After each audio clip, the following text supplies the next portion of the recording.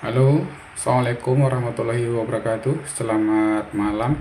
Perkenalkan, nama saya Andri Supriyatno dengan NIM 0520811302. Video berikut saya buat dalam rangka untuk memenuhi tugas 3 mata kuliah pemrograman berbasis web.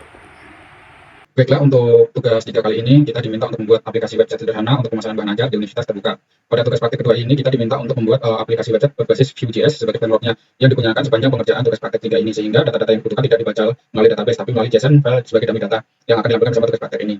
Kemudian untuk filenya kita bisa menggunakan file tugas 2 praktikum yang sudah kita laksanakan beberapa waktu yang lalu untuk merefaktor menjadi proyek tugas 3 ini dengan susunan struktur yang diminta, yaitu indeks HTML, kemudian terdapat assets yang di dalamnya ada style CSS, kemudian ada image jika diperlukan opsional, kemudian ada data yang terdiri dari isi bahan ajar JSON, kemudian ada JS-nya berisi app.js, kemudian terdapat juga komponen yang berisi stock table.js, JS, order form.js, status page.js, dan app model.js. Kemudian terdapat juga service yang berisi app.js, dan yang terakhir itu template yang berisi stock table HTML, HTML, order form HTML, dan status page HTML. Baiklah, kita periksa untuk struktur proyeknya apakah sudah sesuai dengan permintaan.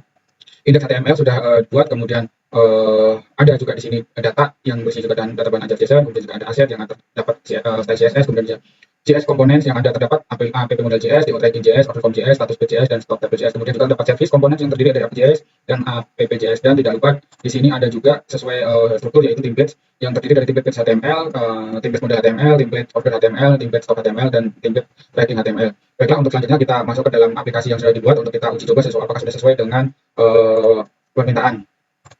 Di sini kita diminta untuk membuat halaman stok bahan ajar yang berisi menampilkan kode mata kuliah, kategori mata kuliah, putih daerah, dan lokasi rak, kemudian harga. Baiklah, di sini sudah terdapat yaitu kode mata kuliah, judul mata kuliah, kategorinya, kemudian UT daerahnya, raknya, dan harga. Kemudian kita lanjutkan kembali pada harga. Kita diminta untuk membuat formatting teks dengan harga, formatting teks harga dengan menambahkan currency RP, demikian juga pada jumlah stok bahan ajar, quantity, dan jumlah stok safety bahan ajar dengan menambahkan satuan yaitu buah. Oke, kita coba saja. Di sini sebenarnya sudah ada ya, di sini sudah dibuatkan juga untuk penambahan quantity RP, kemudian buah dan buah. Kita coba saja untuk penambahannya. Penambahan kita kodenya, judulnya penambahan satuan RP dan buah pada quantity dan safety. Ini kategorinya saya buat wajib, tidak saya buat Jakarta, lokasi rak saya buat A1. Harganya saya buat 10.000, kemudian quantity saya buat 10, kemudian safety-nya saya buat 5. Ya, di sini sudah berhasil ditambahkan penambahan satuan rupiah untuk judulnya kategori wajib, fokus pada harga, terdapat penambahan rupiah, kemudian quantity terdapat penambahan buah, dan safety terdapat penambahan buah. Oke, untuk sampai di sini sudah berjalan. Kemudian untuk selanjutnya ada status untuk data field catatan atau catatan HTML ditampilkan saat men-trigger event mouse over pada kolom status dan menampilkan trip preview. Baiklah, kita coba. Kita akan coba di sini, kalau di paling atas ini saya coba. Ya, sudah tertampil untuk previewnya dalam bentuk modal pop-up modal yang berisi cat revisi 2 tersedia. Oke, baiklah, kita lanjut kembali untuk terdapat fitur untuk mengedit stok bahan ajar, terdapat fitur untuk melakukan filter dan sort, terdapat fitur untuk mengedit stok bahan ajar, terdapat fitur untuk melakukan filter dan sort data stok, kemudian bisa dengan elemen checkbox radio, kemudian terdapat filter stok berdasarkan UT daerah terdiri dari pilihan seluruh UT daerah dan daftar setiap daerah. Kemudian terdapat juga mata kuliah. Baik, akan kita coba. Terdapat fitur untuk mengedit stok. Di sini sudah saya sediakan untuk edit stoknya. Misalkan ini akan saya edit jumlahnya menjadi 5. Kemudian saya simpan, sudah berubah menjadi 5. Kemudian untuk melakukan filter sort di sini sudah saya sediakan juga. Misalkan saya pilih untuk hanya judul saja yang tertampil semuanya dari judul, atau mungkin saya pindah untuk quantity, itu di sini yang akan muncul semuanya adalah yang quantity, atau kemudian di sini juga harga.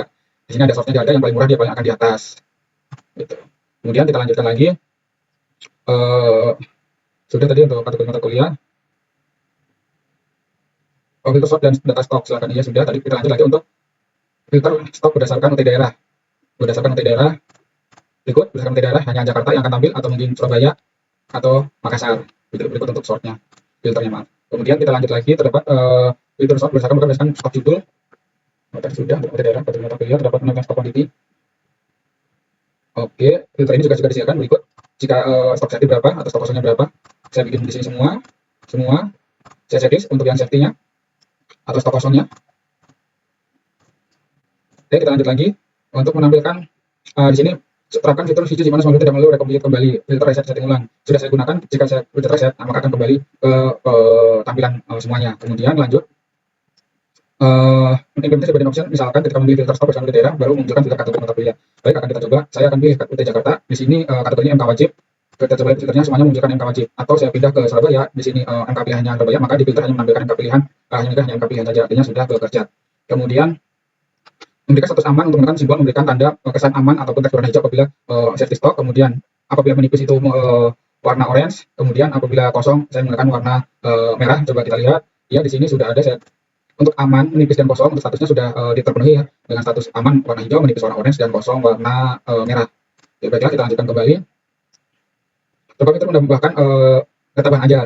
Itu menambahkan data bahan ajar tadi sudah kita perhatikan, di sini sudah ada untuk menambahkan data bahan ajar. Kita coba lagi satu, judulnya tambah bahan ajar.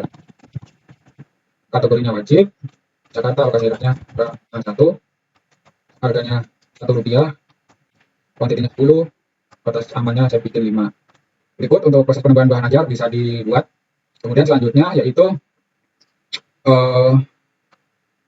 sudah ketika men-trigger event keyboard enter, maka data bahan ajar langsung disimpan dan diperoleh pada tampilan daftar. Oke, kemudian terdapat itu untuk memberi update bahan ajar melalui formulir kecil, melakukan video sederhana setiap fieldnya dengan menggunakan enter. Baiklah, akan kita coba lagi untuk menggunakan enter. Gunakan enter untuk tambah.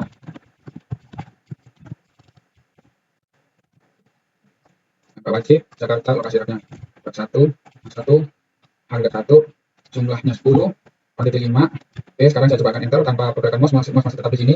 Saya enter. Kode itu wajib diisi. Baiklah, ada kesalahan. Ya, ini berhasil ditambahkan. Ya, lanjut lagi. Terdapat fitur untuk memberi update data bahan ajar baru melalui formulir kecil yang dilakukan sederhana untuk setiap data fieldnya. Untuk update, di sini juga saya buat untuk fitur update-nya. Misalkan di sini saya akan update kuantitinya menjadi 30. Saya enter. Berhasil ya 30. Kemudian dengan enter tadi sudah saya lakukan. Kemudian terdapat fitur untuk menghapus data bahan ajar melalui icon delete. Sebelum menghapus data bahan ajar, terdapat pop-up untuk penghapusan data pengguna. Baiklah, kita akan coba untuk menghapus. Terdapat pop-up-nya untuk data pengguna untuk memvalidasi apakah benar yakin atau dihapus atau tidak. Jika batal maka akan kembali, jika oke dia akan dihapus. Sudah terhapus ya untuk data yang terakhir tadi. Kemudian kita masuk ke tugas dulu, yaitu tracking delivery order. Pada halaman ini menampilkan halaman untuk tracking status pengiriman DO bahan ajar seperti data tugas paket 1, tetapi di sini perlu menerapkan penggunaan framework Vue.js. Menampilkan fitur pencarian berdasarkan nomor DO atau NIM. Baiklah, kita akan mencoba mempraktekkan tracking DO. Saya akan membuat saya akan mencari misalkan di sini dengan NIM ini. Saya enter. Nah, sini akan muncul pengiriman yang tertuju kepada Andri. Terdapat ada 2 paket, yaitu paket UT02 dan UT01 dan harga 140. Di sini juga terdapat record perjalanan atau buat trackingnya, terdapat untuk trackingnya. Kemudian kita lanjutkan. Kemudian dapat melakukan submit pencarian dengan cara menekan tombol enter tadi sudah saya lakukan. Kemudian dapat melakukan reset pencarian dengan cara menekan tombol keyboard ISC. Baiklah, saya tekan tombol ISC sekarang untuk melakukan reset. Ya, berhasil. Kembali ke halaman utama. Kemudian dilanjutkan. Terdapat fitur untuk menambahkan input delivery order yang baru. Berikut data yang harus perlu diisi nomor DO di mana tersedia otomatis. Penemuannya terdiri dari DO, tahun berjalan, sequence number. Baiklah, akan kita coba tambah baru ya, dengan otomatis DO akan otomatis terbuat. Oke, misalkan saya buat new baru. Namanya Nabil. Pengirimannya Express, atau coba lihat pilih paketnya, paket IPA. Kemudian tanggalnya hari ini, saya pilih hari ini saja. Bisa kita manual 26 November 2025. Tambah DO. DO bisa ditambahkan. Nomor DO tersedia otomatis. Berikut nomor DO-nya. Kemudian jenis paketnya reguler. Jenis untuk tanggalnya bisa ditambahkan manual. Ini saya tambahkan manual. Kemudian paketnya saya pilih yang paket 1. Kemudian selanjutnya jika sudah data terbaru maka menjadi DO. Oke. Ini diisi secara manual sudah. Nama diisi secara manual. Akuisisi yang dipilih oleh pengguna berdasarkan data pada UPBCC list. Oke, disesuaikan dengan data ya tadi. Kemudian paket banjir dipilih pengguna berdasarkan data paket. Gunakan elemen select untuk dapat memilih halaman web informasi kode paket dan nama paket. Setelah memilih paket akan muncul detail isi paket bahan ajar. Ya, tadi sudah ditampilkan. Kemudian tanggal kirim dapat diisi manual ataupun fungsi. Tadi sudah dipraktikkan saya mengisi dengan manual atau bisa juga dengan fungsi. Kalau mau fungsi ini saya coba untuk penggunaan dengan fungsi ya. Ini saya buat lagi, namanya saya buat. Kemudian saya bikin paketnya Express. Pilihan paket ini ditampilkan dari yang tersedia di data ya. Kemudian ini saya kosongkan, ini akan otomatis mengisi tanggal hari ini. Berikut 26 November sesuai dengan data hari ini. Kemudian kita lanjut lagi. Terdapat fitur untuk menambah status progres perjalanan pengiriman. Data waktu diambil berdasarkan local time menggunakan date. Data keterangan diambil berdasarkan input pengguna. Ini yang terakhir kita akan coba praktekkan menambahkan riwayat perjalanan. Misalkan di sini dalam proses. Tambahkan. Ini saya buat proses packing. Saya tambahkan. Oke. Terdapat proses packing di sini. Dan dalam proses. Oke. Baiklah. Kita cek ulang apakah sudah selesai semua. Ya, sudah selesai semua, sudah terpenuhi.